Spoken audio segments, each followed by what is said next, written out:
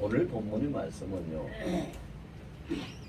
아주 짧은 한 절 말씀이에요.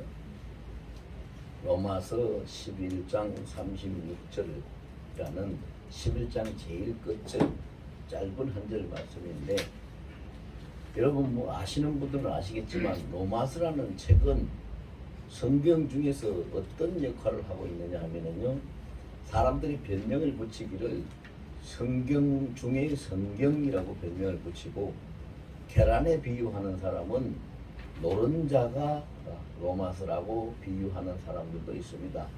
그만큼 로마서의 말씀은 하나님의 핵심적인 섭리를 우리에게 전달하고, 세상 사람들이 말하는 기독교의 교리는 아닙니다. 기독교는 종교가 아니기 때문에 우리가 교리로 보면 안 되고, 하나님이 어떻게 세상을 다스리시고 역사해 가시느냐 하는 하나님의 섭리입니다. 하나님의 섭리의 가장 핵심적인 요소를 전달하는 것이 로마서입니다. 물론 뭐 중요한 책이 로마서 한 권만이 아니고 성경 66권이 다 중요합니다. 그 중에서도 제가 가장 두려워하는 말씀이 성경에 31,170석절이 기록이 되어 있습니다. 창세기부터 요한계시록까지. 그 중에서 가장 두려워하는 말씀이 오늘 본문 말씀입니다. 로마서 11장 36절 말씀입니다. 왜 그러면 그 말씀이 가장 두려울까? 이것을 저 혼자만 그런 것이 아니라 모든 사람에게 해당되는 하나님의 말씀이고, 하나님이 이 말씀을 우리에게 내려주신 목적이 있습니다. 그 목적을 우리가 알아야 되는데, 그러면 여기에서 오늘 그 설교의 제목이 나는 누구인가, 아마 그렇게 되어 있을 거예요. 나는 누구인가 라고 했습니다. 그럼 오늘 그 본문을 통해서 하나님이 우리에게 메시지를 주시는 목적이 어디 있느냐 하면은, 네 자신이 누구인지를 알고 지금 이 세상에 살고 있는 것이 어떻게 살고 있는지를 알고, 그리고 네 인생이 세상에서 끝나는 날 그 종국에는 어떤 일이 일어날지를 너희가 알아라. 그리고 그걸 알고 그 방향을 따라서 그 길을 따라서 살아가는 자가 지혜롭다는 것을 깨닫게 해주시려고 주시는 말씀입니다. 참으로 귀한 말씀이에요. 그래서 오늘 이제 한 가지씩 생각을 해보겠습니다.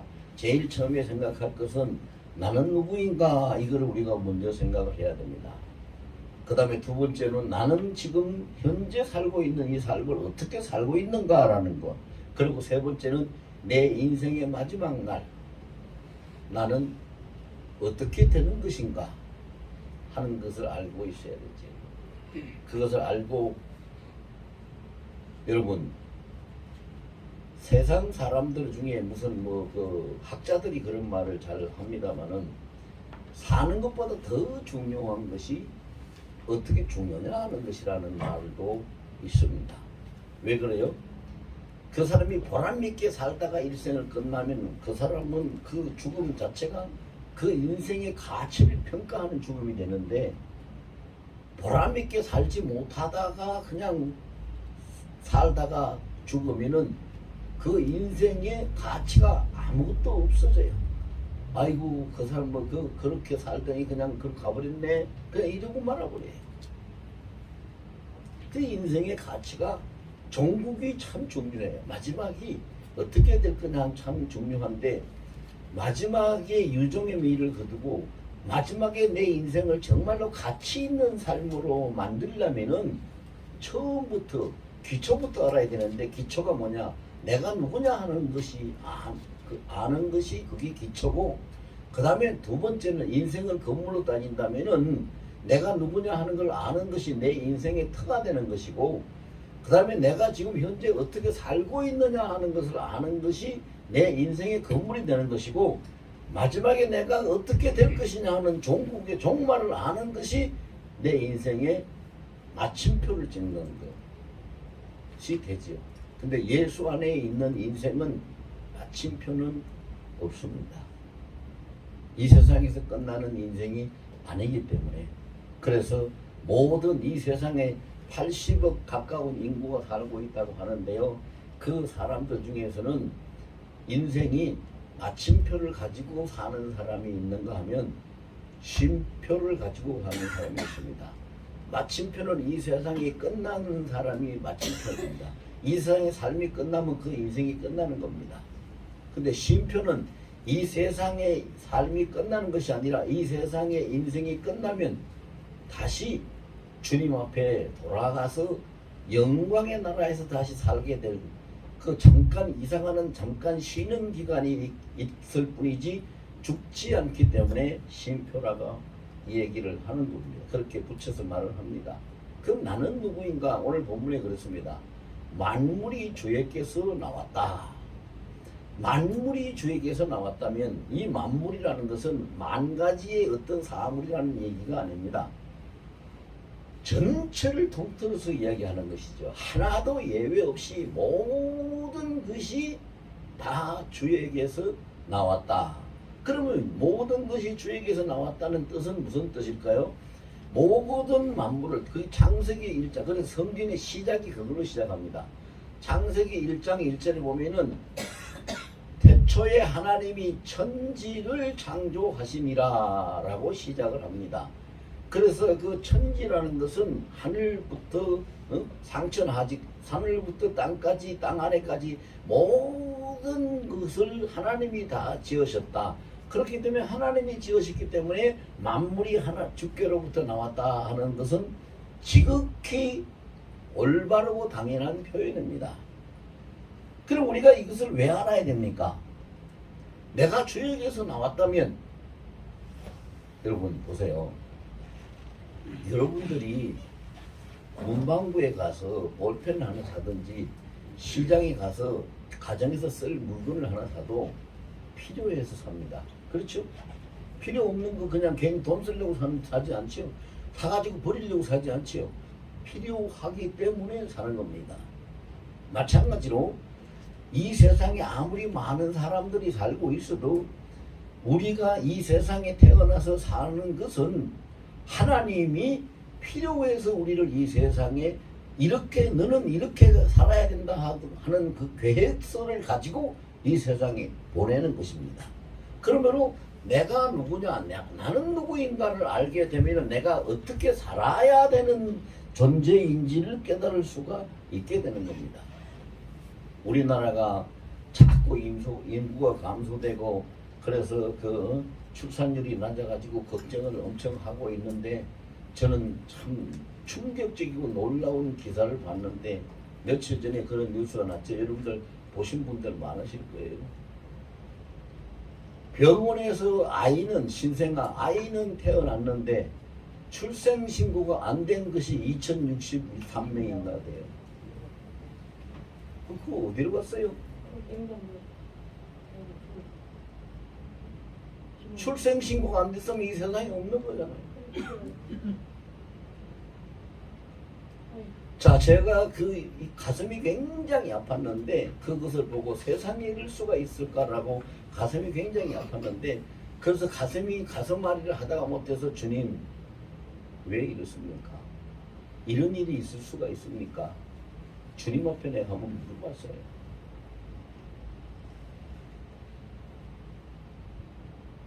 그랬더니 그 인생들이 주님 앞에 택함받지 못하면 주님 앞에 택함받지 못하는 걸 신학적인 용어로 유기된다 그럽니다. 전혀 하나님 앞에 유기된 자는 가는 때가 정해져 있는 것이 아니고 가는 길도 정해져 있는 것이 아니고 언제 어떻게 가는지 아무도 모르게 갈 수밖에 없는 것이다. 그러므로 사람이 인생 한 사람이 이 세상에 태어나서 산다는 것이 그냥 그저 사는 것 같지만 오는 길부터 시작해서 끝나고 마지막 가는 길까지 항상 마태복음 28장 20절에 있는 것처럼 세상 끝날까지 그 인생 끝날까지 주님이 함께 하시기 때문에 존재하고 살아가고 그리고 주께로 돌아갈 수 있다는 사실을 깨닫게 하시더라고요. 유기된 자는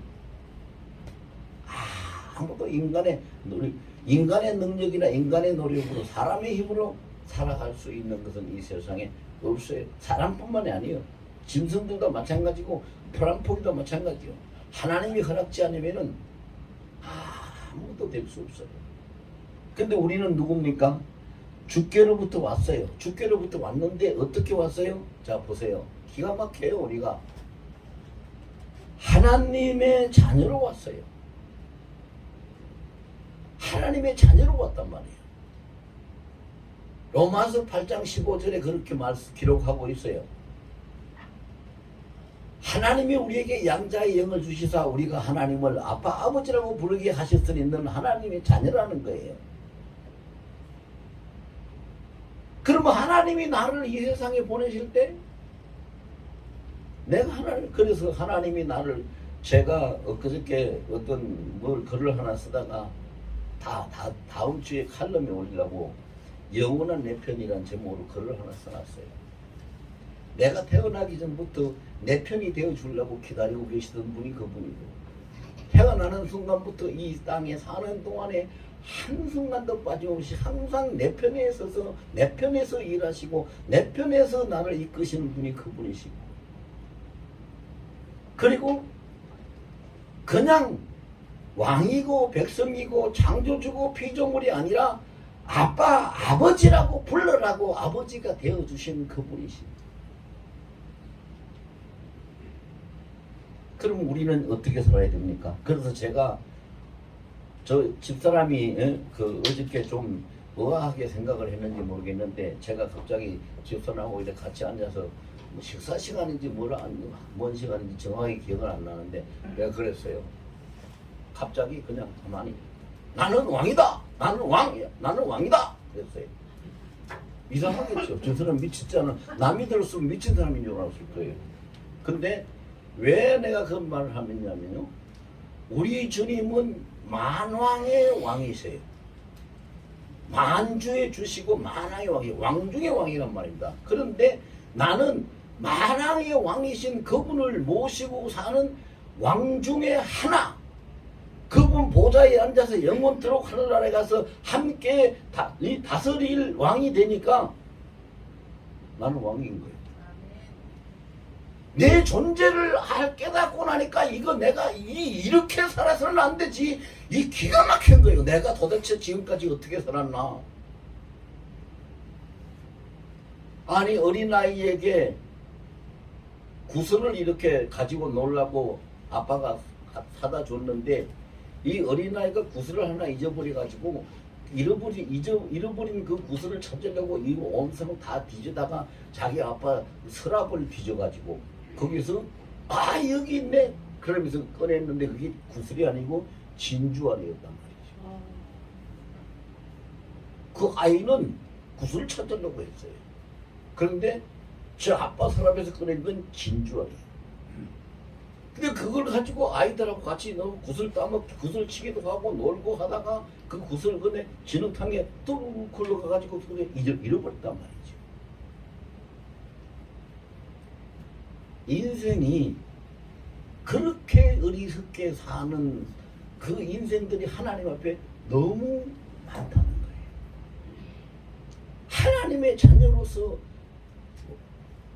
왕같은 제사장으로서 그리스도의 신부로서 정말로 나를 택하여 세우신 그 하나님 앞에 내가 누구인지도 모르고 내 자신의 정체성도 망각한 채 그냥 이 세상에 진흙탕처럼 돌아가는 그 돈과 부귀와 명예와 쾌락과 이 권세와 이런 데 휩쓸려 가지고 그거 쫓아다니면서 살다가 어느 구렁텅이 쑥 빠져서 나오지도 못하는 그런 불행한 인생 같은 그런 인생으로 마감되는 사람이 얼마나 많느냐 이 말이에요.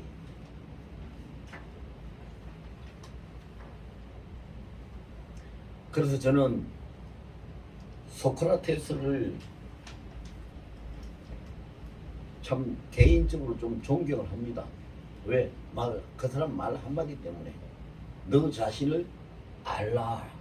물론 성경의 의미를 가지고 그분이 이야기한 건 아니에요. 그러나 참 좋은 교훈이다. 너 자신을 알라. 내가 누구인지 알아야 돼. 내가 누구인지.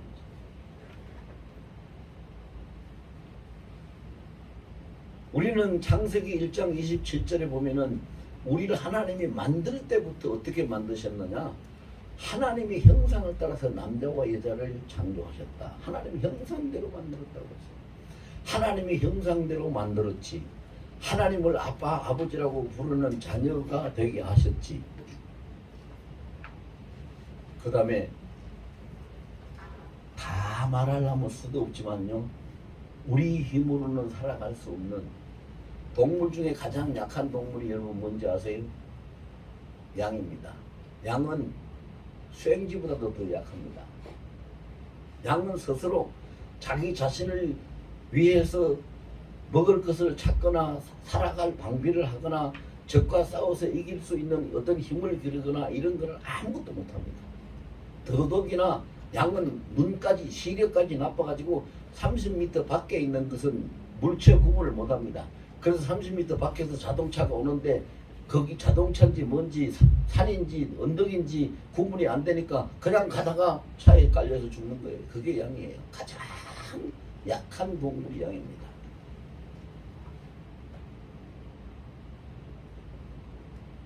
그런데 인간이 그렇게 약하기 때문에 양처럼 약하기 때문에 우리를 보호하고 우리를 살리시기 위해 가지고 시편 23편에 뭐라고 1절에 뭐라고 기록을 하고 있습니까? 여호와는 나의 목자시니 내게 부족함이 없으리로다. 아멘. 아멘. 기가 막힌 말씀이잖아요. 그 무력한 어린 양과 같은 나를 위해서 하나님이 나의 목자가 되어 주셨대요. 아이고 세상에. 제가요 얼마 전에 그래 지난달부터 그런 것 같아요. 지난달부터 머리가 좀 심하게 아프고 또 어지러움증도 좀 심하게 있고 이래가지고 신경과 전문의 있는데 가가지고 진단을 받았어요. 검사를 뭐 한 2시간 하더라고요. 검사를 했는데 그 변명이 메니에르라고 나왔어요. 근데 원인은 뭐냐고 물어봤어요. 원인을 물었더니 너무 신경을 많이 쓰고 스트레스를 많이 받아가지고 뇌신경에 무리가 오고 뇌 근육에 굳어지는 어떤 그런 증상이 나타나기 때문에 그렇다고 그러더라고요. 그래가지고 이거 가만히 내가 어떻게 생각해보니까 이거 이대로 놔두고는 안 되겠다 싶어서 주님 앞에 기도를 해봤어요. 주님, 목사가 영적인 사역을 해야 되는데 머리가 아프고 어지러워가지고 이게 무슨 뭘 할 수가 있습니까? 아무것도 할 수 없는 거잖아요. 이거는 아니잖아요. 그러면 여기서 나 사역을 그냥 끝내라고 하면 내가 끝내겠습니다. 너 죽어라 하면 죽겠습니다. 말씀을 하십시오. 네. 그렇게 기도를 하는데 주님이 어떤 그 한의원 간판을 하나 이렇게 딱 보여주셔요. 저한테. 그래서 그 보여주신 그 한의원을 찾아갔어요. 그래 갔더니 그 한의원에 뭐라고 써져 있냐면 어지럼증 알레르기 전문 치료 한의원이라고 써져 있어요. 그래서 주님이 여기를 가라고 보여주시는가 보다 싶어서 가서 그 원장하고 상담을 했어요. 그랬더니 침을 맞으면서 약을 먹으래요. 약을 한 번 먹는데 27만 원씩이래요. 그래서 자기 생각에는 한 번 먹으면 치료가 될 것 같은데 제가 목사라고 얘기를 했거든요. 목사님은 워낙에 너무 오랜 기간 동안 스트레스를 받고 신경이 누적이 돼가지고 한 2번 정도 먹어야 될지도 모르겠네요. 그런데 예 알겠습니다. 그리고 침만 맞고 침 맞는 데는 1,900원밖에 안 해요. 그래서 침만 맞고 왔어요. 약을 27만 원이 돈이 어디 있습니까? 근데 그 참 하나님 보세요. 얼마나 오묘하신가. 내가 시편 23편 1절 이야기 말씀하다가 왜 갑자기 이야기를 꺼내는지 들어보시면 알 거예요. 그랬는데 저를 위해서 항상 기도하는 어떤 권사님이 있어요. 그분이 뭐 저하고 가까이 살지도 않고 그렇게 친한 분도 아니에요. 근데 이제 인연이 됐다면은 그분이 옛날에 신학교에서 공부를 했는데 신학교 공부하러 다닐 때 제가 신학교 교수로 강의를 하고 있었기 때문에 사제지간이라고 할 수가 있을까 뭐 하여튼 그런 관계예요. 근데 뭐 그 뒤로 졸업하고 나가 학교 졸업하고 나가서는 뭐 연락 어떻게 사는지 서로 연락도 모르고 그러고 있었는데 어느 날 전화가 와가지고 제가 목사님 기도를 하는데요. 그 권사님 목사님 기도를 하는데요. 목사님한테 꼭 제가 뭔가를 해드려야 될 것이 있는 것 같고 문제가 있는 것 같은데 말씀을 좀 해보세요. 그래서 제가 이야기를 했어요. 그럼 권사님 기도를 해주세요. 내가 지금 뭐 생전 처음 들어보는 병명인데 메니에르라는 게 이 생전 처음 들어보는 건데 이것 때문에 지금 내가 아무것도 일을 사역을 못하고 있으니 하나님이 좀 고쳐달라고 내 사역이 끝나지 않는 이상에 치료가 돼야 되지 않느냐고 기도를 좀 해달라고 그래서 그렇게 얘기를 했어요. 그런데 그분이 뭐 하러 다니느냐면 굉장히 힘들게 살고요. 왜 노인네들 그것도 뭐 경력 치료 사업인가 하잖아요. 그거 한 달 꼬박 일하면은 30만 원 받는데요. 한 달 일하면요 30만 원 받는다 하더라고. 근데 세상에 30만 원을 약 먹으라고 저한테다가 돈을 붙였어요. 한 달 일해서 30만 원 버는 사람이.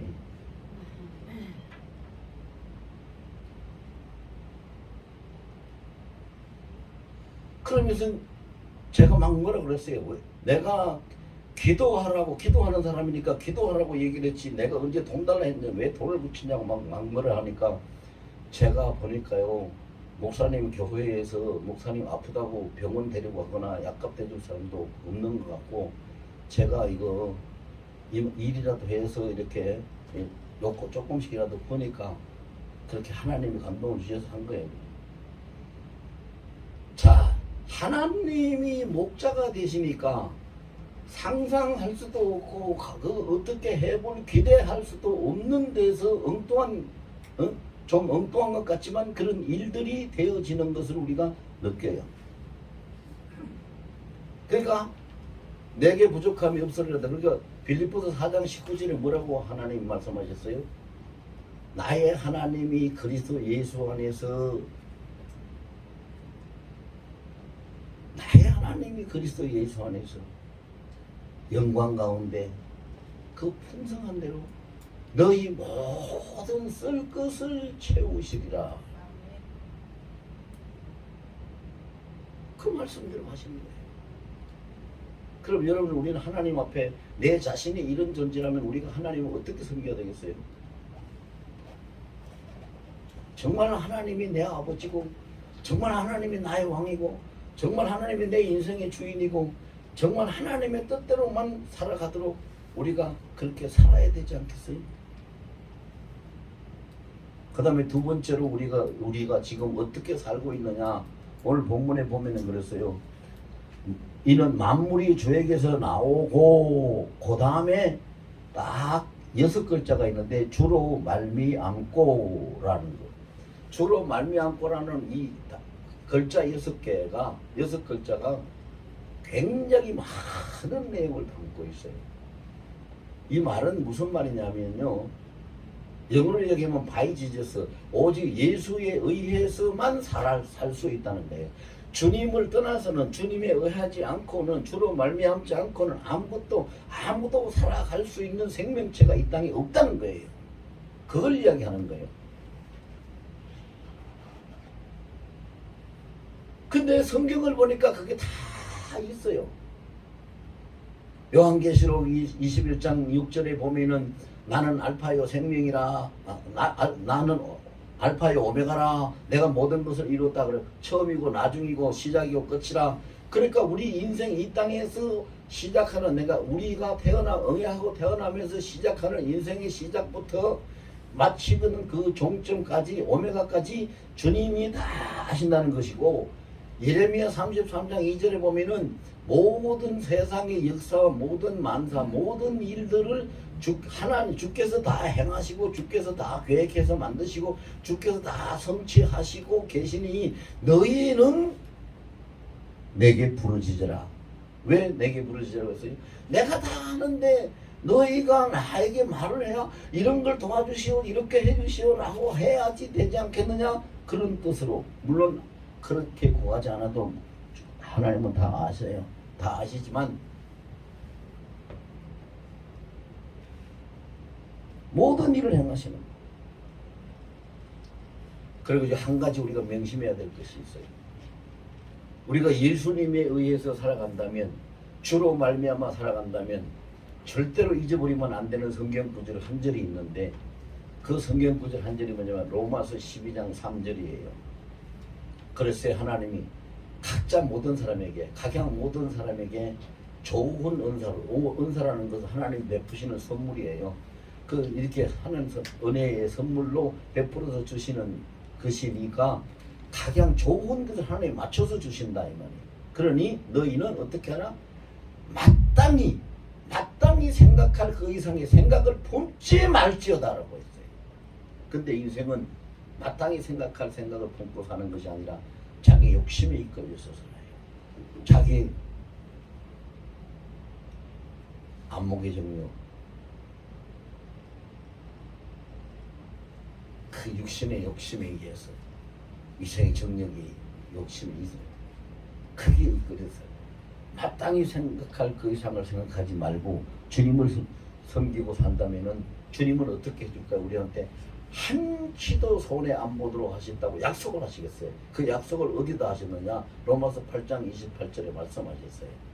하나님을 사랑하는 자, 그 기뻐하시는 뜻대로 부르심을 입은 자들에겐 모든 것이 합력하여 선을 이루게 하는 자. 선을 이루시. 절대로 손해보지 않는 하나님은 그렇게 다 해주시는 거예요. 그럼 내가 아픈 것도 손해보는 거 아닙니까? 내가 도둑 맞은 것도 손해보는 게 아닙니까? 내가 사고 당하는 것도 손해보는 게 아닙니까? 손해보는 게 아니에요. 왜 손해보는 게 아니에요? 그걸로 인해서 더 강해지게 하고, 그걸로 인해서 하나님을 더 가까이 나가서 하나님을 알게 하고, 그걸로 인해서 더 큰 복을 받을 수 있는 기회를 얻게 하고. 그래서요, 제가 엊그저께 말씀을 묵상하다가 뭘 하나 이렇게 딱 한 구절 떠올란 게 있었는데, 그게 뭐냐면요, 고난이 잉태하고 있는 것.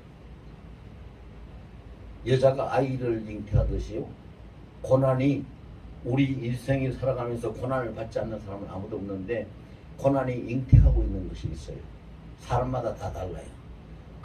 하나님이 허락하신 그 고난이 뭘 잉태하고 있을까? 그것을 깨닫는 사람은요, 정말로 지혜롭고 복된 삶을 살 수가 있어요. 제가 언제 한번 그거를 설교를 한번 할 거예요. 아직까지 금방 그냥 깨달은 그 한 구절의 그 말씀이고, 아직까지 거기에 대한 구체적인 것을 하나님한테 설명 안 해주셨으니까. 그런데 고난이 잉태하고 있는 것이 있어요. 그런데 성경에 보면 그런 인물들이 많이 있어요. 요셉도 고난을 받았는데 고난이 잉태하고 있는 것이 있었어요. 뭘 그를 총리로 만들었어요. 다니엘도 고난이 많이 받았는데 고난이 잉태하고 있는 것이 있었어요. 뭐를? 그가 삼국의 세계 나라의 수석 총리가 되기 한 거예요. 바울도 고난을 많이 받았어요. 근데 뭐가 그 고난이 뭘 잉태하고 있어요? 아무도 사람이 감히 생각도 못하고 상상도 못한 삼층천까지, 하나님의 보좌 삼층천까지 갔다 올 수 있는 은혜를, 복을 받은 사람이 바울이에요. 기가 막혀. 다윗도 뭐 성경에 뭐 말할 것도 굉장히. 그래서 고난이 잉태하고 있는 것, 그것이 잉태하고 있는 그것을 통해서 하나님은 우리에게 뭘 만들어 주신다고요? 합력해서 선을 이루어 주신다. 여러분, 지금 좀 힘들고, 지금 좀 고통스럽고, 지금 좀 아프고, 지금 좀 어렵다고 해서 하나님 앞에 낙심을 하거나 불평을 하지 마십시오. 그걸 통해서 하나님이 잉태시켜 놓고 때가 될 때 열어주실 것이 분명히 그 안에 담겨 있습니다. 그런 하나님이세요. 그러면 이제 마지막으로 한 가지, 우리의 마지막 종국은 어떻게 될 것인가? 오늘 본문의 종국이 어떻게 된다고 했어요? 주에게로 돌아감이라. 주에게로 돌아감이라. 이 말씀이요 기가 막힌 말씀이에요 여러분. 주로부터 왔으니 주에게로 돌아가야 돼요. 주로부터 왔으니 주에게로 돌아가야 되는 것이 마땅한 거예요. 근데 농부가 봄철에 나가서 열심히 땀을 뻘뻘 흘려가면서 씨를 뿌려놨어요.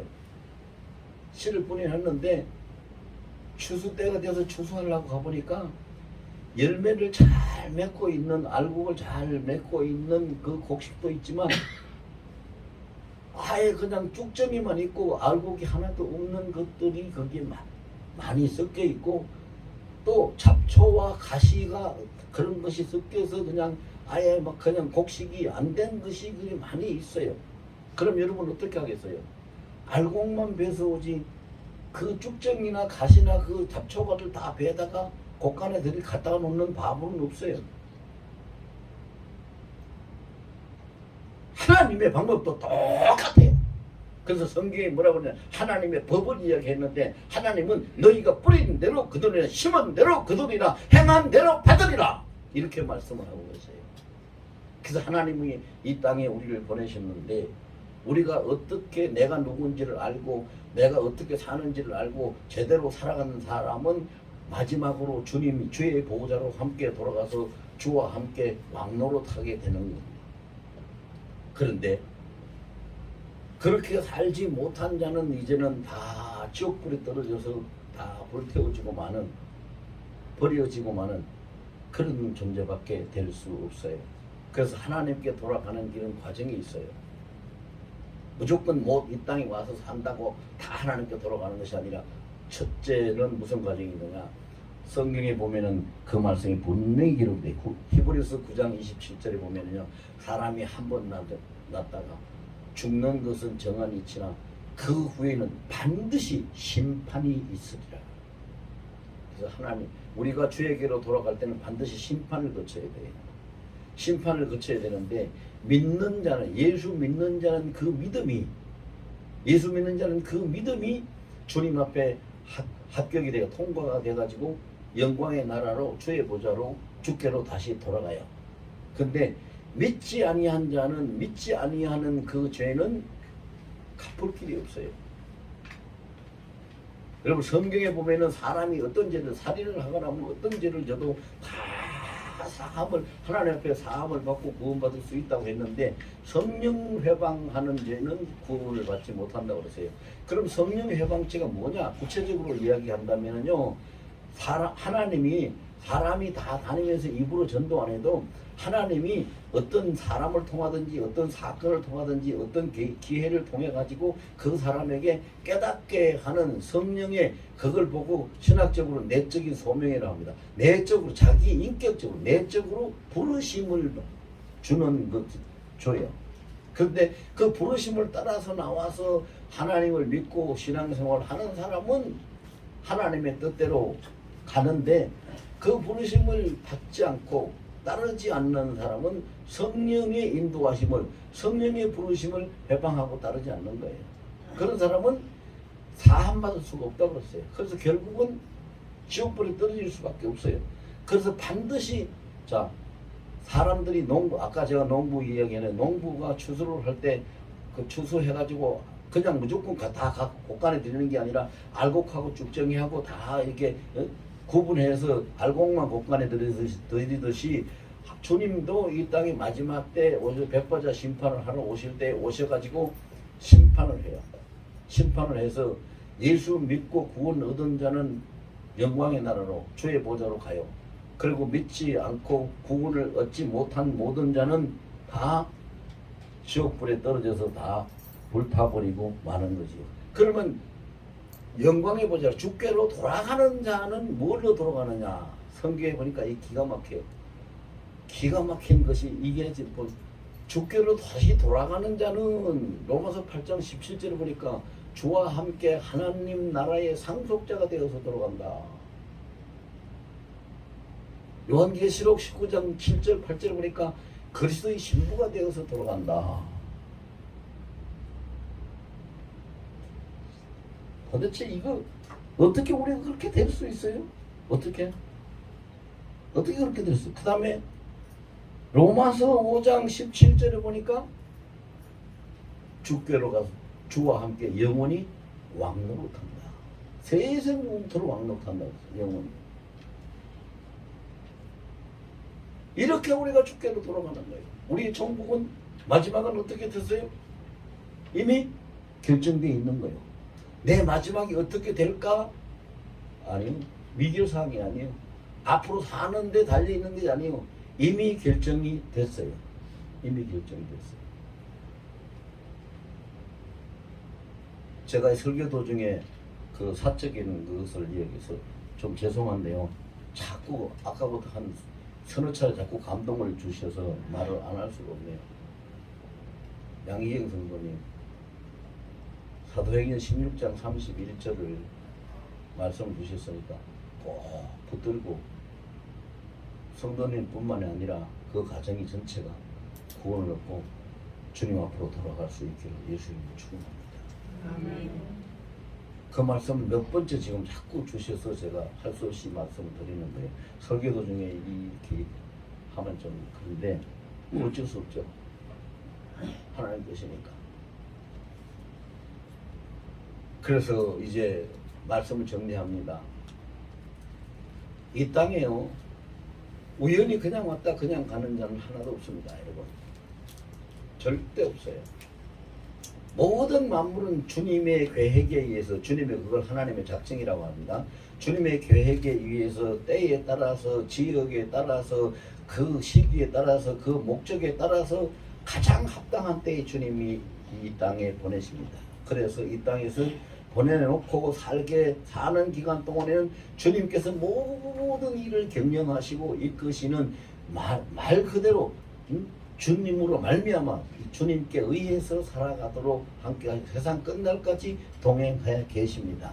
그리고 마지막에는 다시 주의 품으로 돌아가는데, 주의 보좌로 돌아가게 하는데, 돌아갈 때는 반드시 알곡이냐 죽정이냐 하는 것을 가려야 되기 때문에 심판을 거쳐서 그 알곡 신자, 즉 예수 믿고 구원 얻은 자만 데리고 가는데, 데리고 갈 때는 그리스도의 신부가 되고 하나님 나라의 왕 상속자가 되고 주님과 같은 보좌에 앉아서 세세토록 왕노릇한 왕으로 주님 나라로 복귀하실 줄로 믿습니다. 아멘. 여러분들이 다 그렇게 되심을 확신하시고 이 믿음이 흔들리지 말기를 예수 이름으로